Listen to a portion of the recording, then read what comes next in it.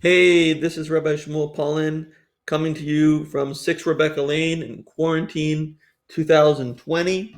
I want to remind you that we have a book for sale, All In for God. It's a life-changing book, and you can get it at allinforgod.com. And what I'm going to talk to you about now is very interesting.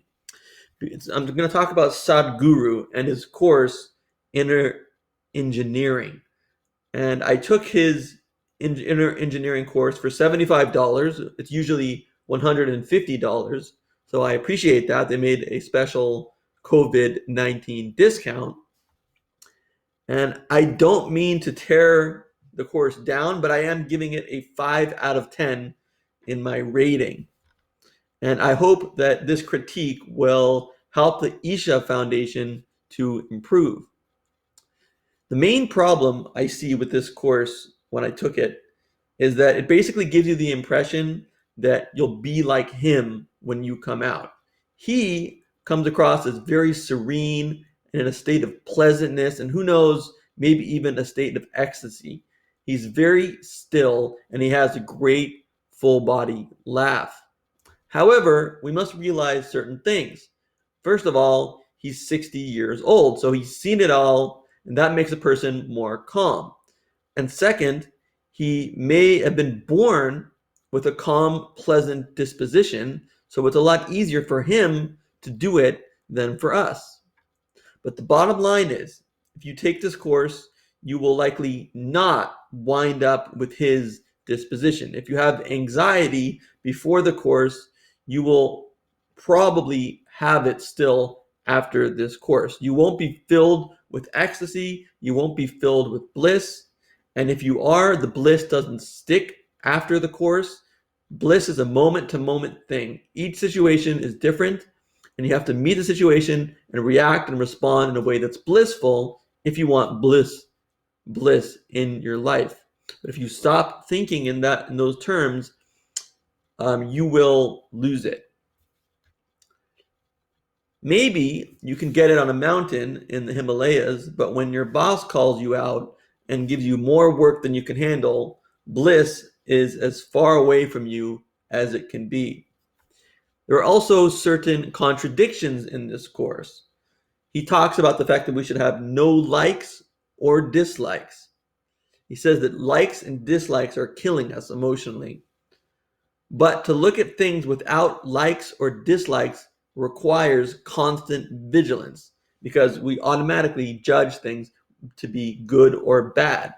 From my experience, it doesn't necessarily bring joy, it just brings you to a neutral state because what you're doing is you're looking at something in a neutral state as opposed to with likes and dislikes. So is it better than likes and dislikes? Possibly, but it requires constant vigilance.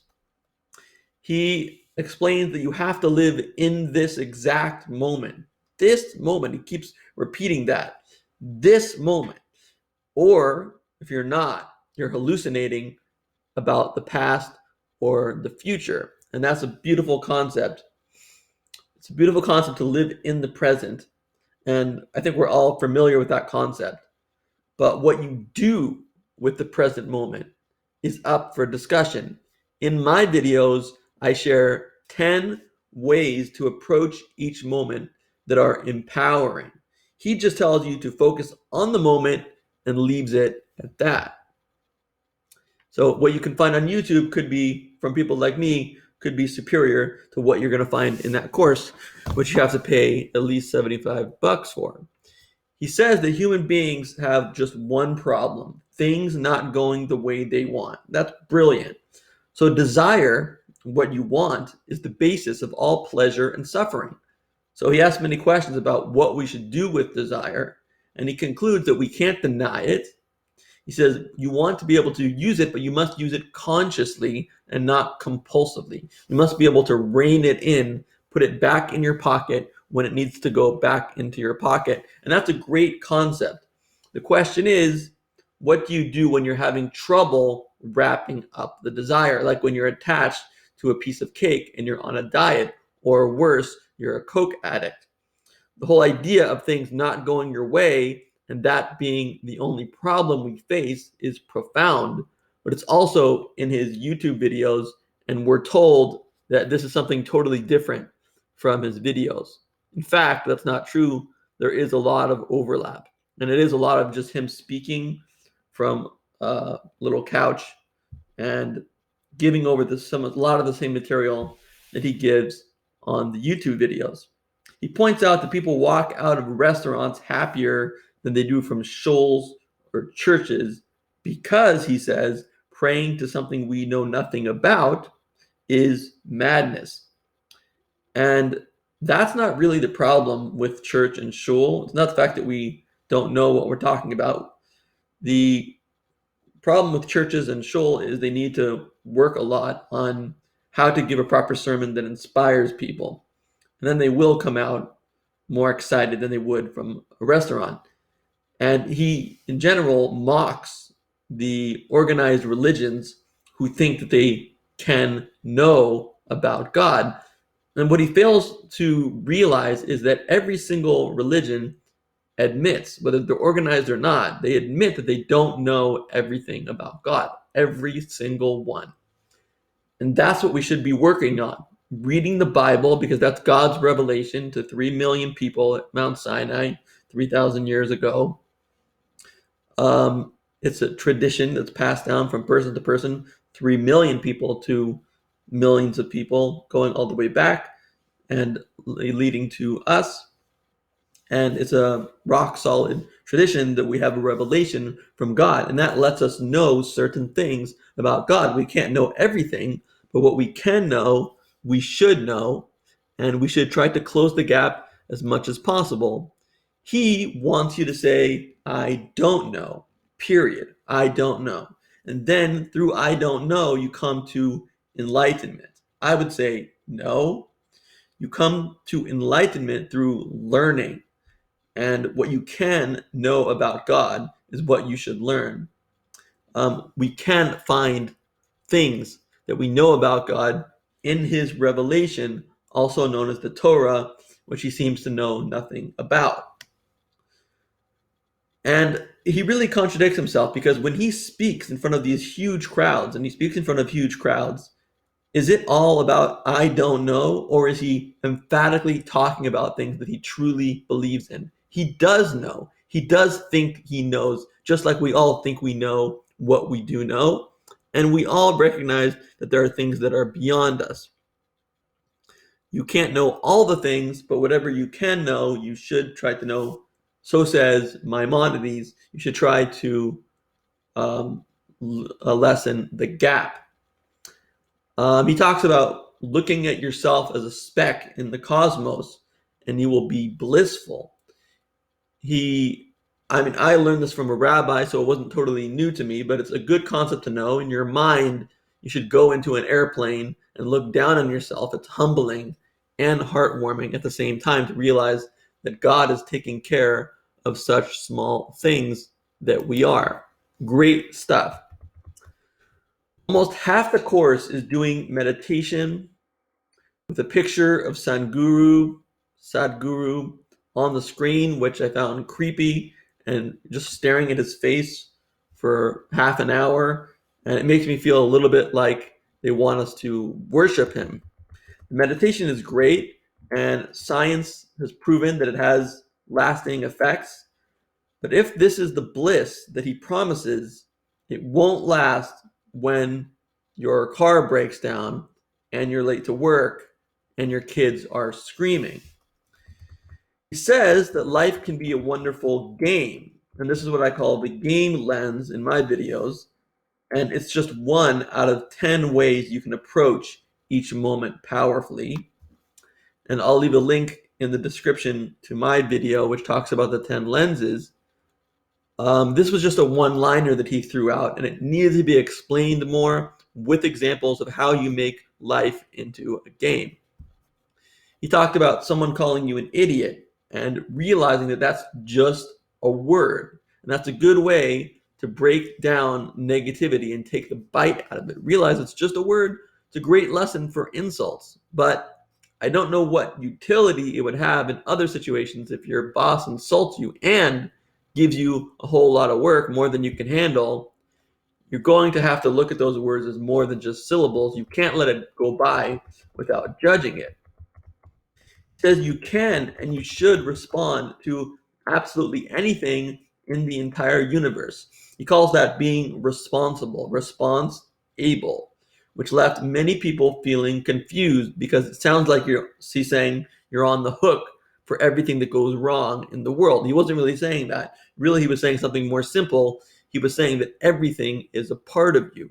Just as he says your fingers are a part of you, what's going on outside is also a part of you, and that turns life into a love affair instead of a rape, instead of just things happening to you from the outside that you're not prepared for and not agreeable to. You consider everything your world, and so everything is a love affair instead of a rape. And plus, when you consider the whole domain of the world under your domain, you're acting like the divine. Very cool stuff that I don't know if you can get anywhere else. But then again, he's treading on religion. He's treading on religious territory. Maybe Christians feel that God alone is responsible for everything, and we should let go and let him drive the car. Maybe we just have to do our own little part, and it sounds more like what Judaism would believe anyway. Realizing that this belief is not really set in stone, he even says, maybe this won't work, so try it and come back tomorrow. And if it doesn't work, I'll tell you the opposite. I'll tell you that you don't have any responsibility for anything. Now, that might have been just a joke, but it wasn't the first time that he contradicted himself. Becoming conscious of your feet on the ground and how it feels and your heart beating is definitely a good thing. I can't deny that. But it won't be present when times get tough and you're busy. He talks about food, winter melon, which I've never heard of, and honey and hot water are good for you. And I won't give away all the other foods that are good for you and bad for you. It was very interesting, but backed by science, I don't think so. And then we really tread on religion with the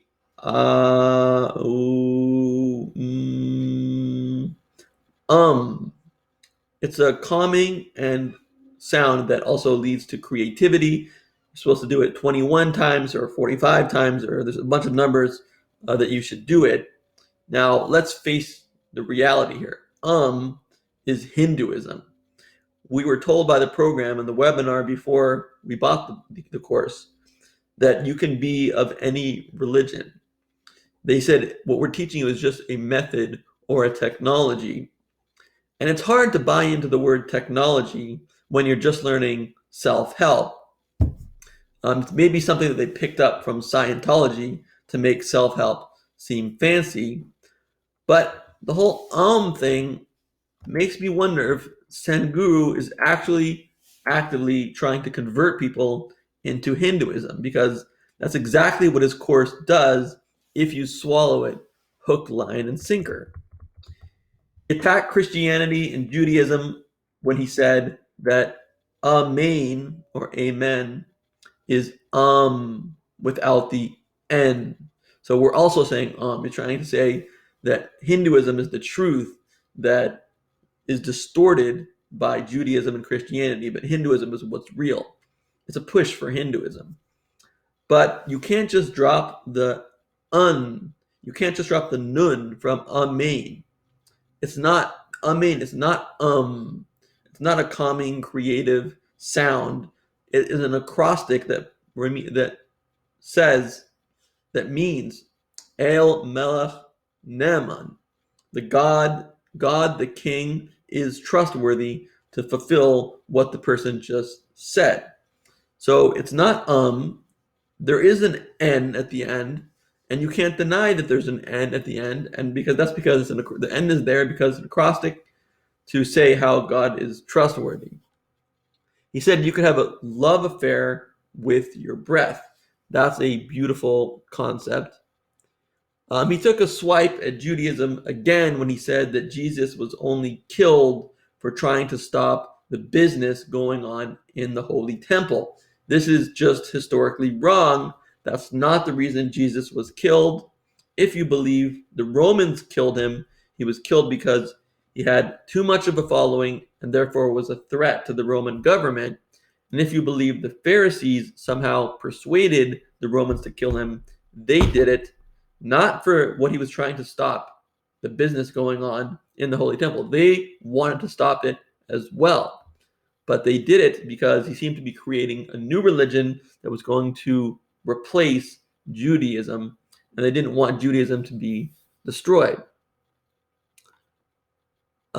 He says, don't be happy because something later will happen. Rather, accept this very moment. And that's absolutely true.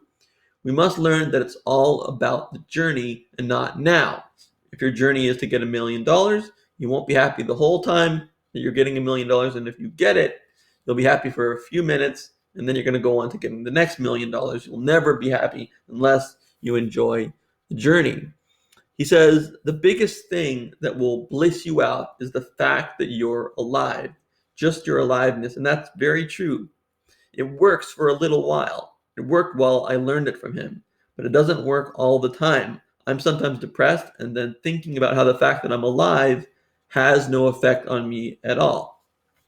There are other things that have a more powerful effect on me. He asks you to smile in the morning when you wake up and when you realize that you're alive and 250,000 people are not alive and all your relatives are alive. And that's supposed to make you feel blissful. But what about the rest of the day? You can't be thinking about the fact that you're alive when you're going through your day. What happens when the coffee machine breaks? Can you think about how you're alive? And this talk about no likes and no dislikes. And then he says your whole life can become a love affair. But that contradicts itself, because if there's no likes and dislikes, how can it be a love affair when love is a positive emotion? So obviously, we do want emotions. We want more than just a neutral perspective. We want the emotions of love and gratitude. The whole idea that everything should be a part of you, like your fingers, is, from what I understand, Hinduism 101, and you shouldn't be pushing your religion, especially when before we bought, we were promised that this has nothing to do with religion. He talks about the fact that your emotions can act as platforms for the blissfulness, or rather the blissfulness will be the platform and your emotions will sort of play on it. So you'll have like this blissfulness going on in the background, and that sounds fantastic, but I just didn't get that permanent blissfulness from this course. He talks about the fact that the body is not you. Like if somebody would cut off your arm, you would still be you. You would still have your name, and it would still be you. Even in both arms and legs, you would still be you, because you are more than your body. And they made a great point there, and I will give him credit for that. We have a soul. That's also talked about in Kabbalah, and we should be a little careful with this whole idea of that you're not your body, because we don't want to disassociate from the body. We want to be fully in our body. And he seems to be fully in his body with his motorcycle rides and his river project and his green hands project. He's very much in his body. Watch what he does, not what he says.